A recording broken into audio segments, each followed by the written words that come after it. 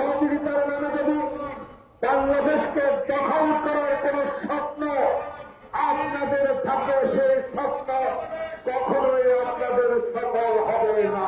আমাদের স্বাধীনতা নিয়ে, আমাদের ভূখণ্ড নিয়ে, আমাদের অধিকার নিয়ে, আমাদের গণতন্ত্র নিয়ে, আমাদের সংবিধান নিয়ে যদি কথা বলে বাংলাদেশের 18 কোটি মানুষ একজন সৈনিক এর প্রতিবাদ করার প্রমাণ আপনারা পেয়েছেন।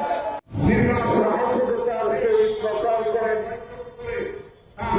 আজকের সাংবাদিক বন্ধুরা, আজকের সভার সভাপতি, জাতীয় নেতৃবৃন্দ, ভালো আসসালাম আলাইকুম। বক্তব্য দীর্ঘায়িত করব না, কারণ আমাদের প্রিয় নেতা ডক্টর মঈন খানের আরেকটি অনুষ্ঠান প্রেস ক্লাবের ভিতরে আসুক। সম্মানিত সাংবাদিক বন্ধুগণ, সেই সংবাদের সংগ্রাম করতে হবে। প্রিয় বন্ধুগণ, স্পষ্ট একটি কথা, বাংলাদেশ স্বাধীন করেছিলাম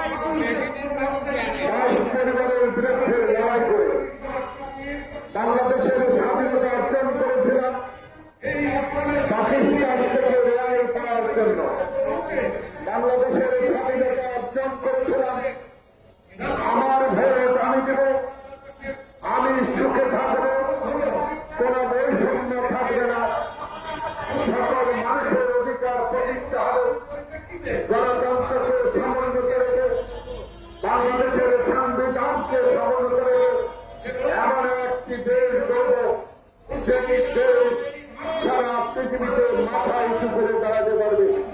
কিন্তু বন্ধুরা, আওয়ামী লীগের 16 বছরের ইতিহাসে বাংলাদেশে কলঙ্ক সৃষ্টি করেছে, বাংলাদেশের 16 বছরের ইতিহাস সৃষ্টি করেছে, সকল ক্ষেত্রে বিশ্বের দরবারে বাংলাদেশের মাথা উঁচু করে দাঁড়াবার সেই সুযোগটুকু নষ্ট করেছে।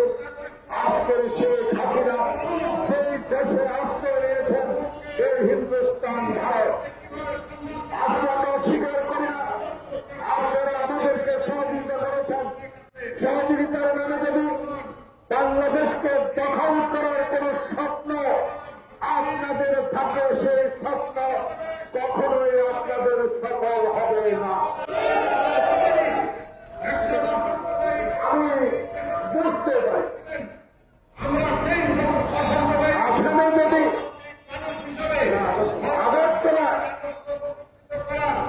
আমার হাই কমিশনার ভাঙচুর করে বাংলাদেশের মানুষের প্রতি যে অসম্মান করেছেন, পশ্চিমবঙ্গের মুখ্যমন্ত্রী আপনার কথাবার্তা বাংলাদেশের মানুষকে হেয় প্রতিপন্ন করেছেন, বাংলাদেশে যে আজকে আপনি মুসলিম হিন্দুর দাঙ্গা লাগাবার একটা প্রক্রিয়া শুরু করেছেন, আমি মনে করি জনগণ বাংলাদেশের মনে করে যদি শেখ হাসিনা 5 আগস্টের পর এই নদীর পদতলে আশ্রয় না দিত, তাহলে আজকে এই ঘটনাগুলো ঘটত না।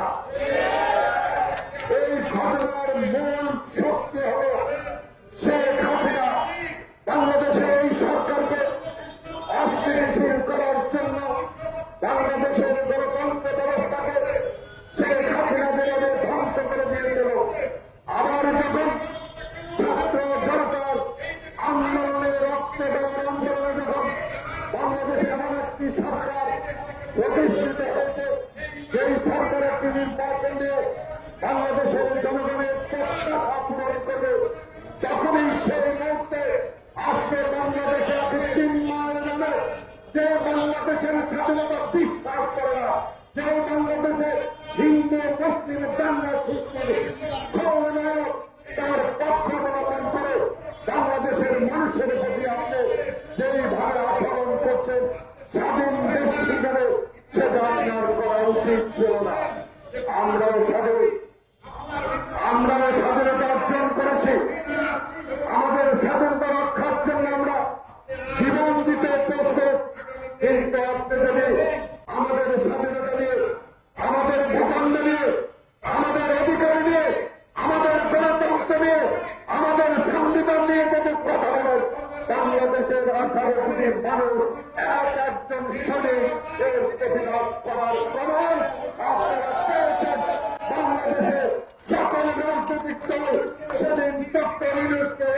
নিয়ে আসতে আমরা আছি, আমরা আপনার পাশে থাকবো। শেখ হাসিনার প্রতাপ তারা কোনদিন আর বাংলাদেশে নতুন ষড়যন্ত্র করতে পারবে না।